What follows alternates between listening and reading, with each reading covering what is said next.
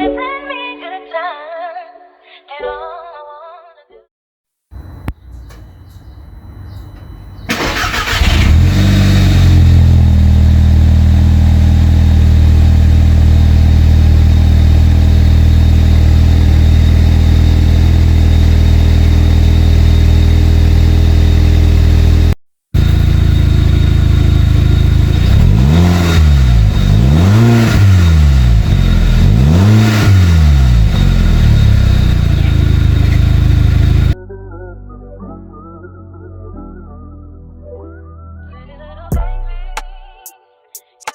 little baby, you have given me good time.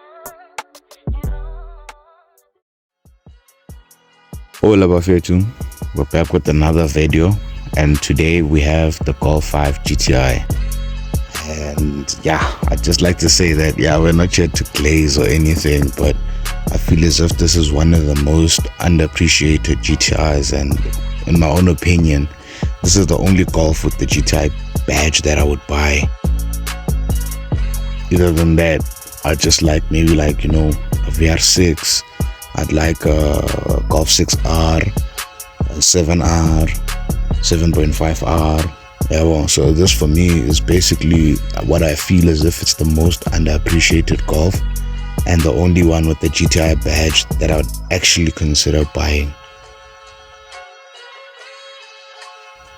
So this specific spec is known as Tornado Red with the Denver wheels. The wheels are 17-inch wheels, and I would like to assume this is the launch spec.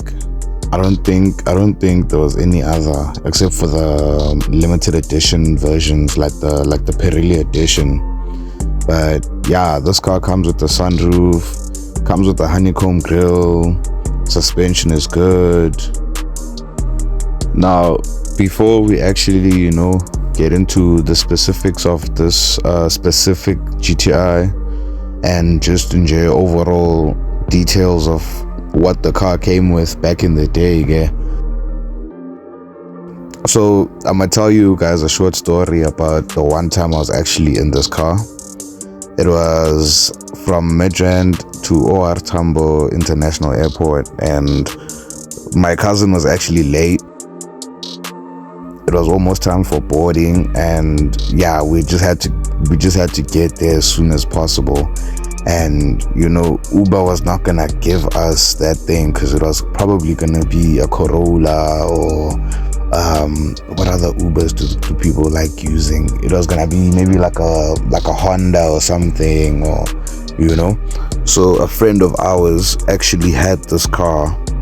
I'd like to assume this was 2020 maybe. Yeah, and I'd just like to say, NJ, that this car was definitely moving. There was nothing about it that felt as if it's an old car, especially when sport was on and we just cutting and pasting through the freeway. I know that nowadays, with the 8R, 8.5R coming out soon, and maybe the more previous versions than the 8, when it comes to the 7.5, it never felt as if we're moving in a slow car. And I remember we were passing a S3, the 8V, and that was more of all of these cars basically use the same engine. It's just that some of them are tuned to make more power than this. And we'll get into the engine of this a bit later into the video.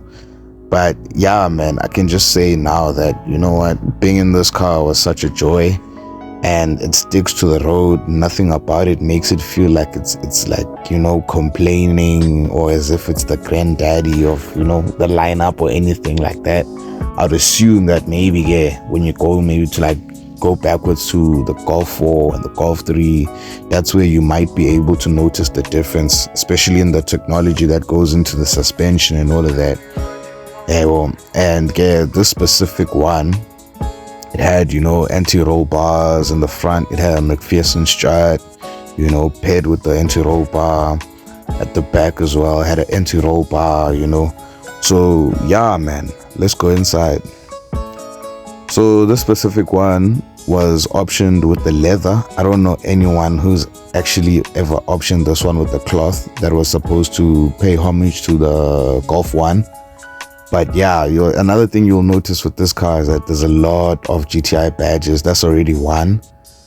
There's another one driver's side, and there is likewise at the back as well. Each door has its own GTI badging. There's a GTI badging on the steering wheel. I think you get the gist. And I'd just like to say, NJ, how squeaky clean this specific GTI is. The owner bought it in mint condition, I'm not gonna lie. And yeah, the day that we were shooting this, I was so impressed. I was so impressed with this car. I won't even lie, because yeah, you know how rare it is to find a car that hasn't been run in, or a car that doesn't look its age, because most people don't actually know how to treat a car. And I would assume that from checking Auto Trader, anywhere in any spec that's near this perfect moves around like 200,000 to 230, 240,000. I'm not sure how much this one was, but I would assume that it would be somewhere around there, or at least maybe like, 250, given how clean the car is.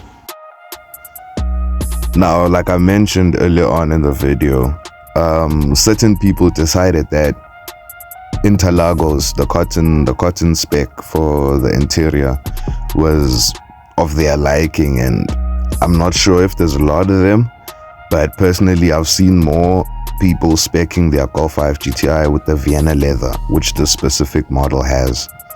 And I don't know if the two specs have more value than the other, but I would assume that because most people decided to go with the Vienna leather, that maybe in the future the Interlagos might hold more value. Now, moving on to the engine of this car. This is a AE113, and it produces 147 kilowatts with 280 Newton meters of torque.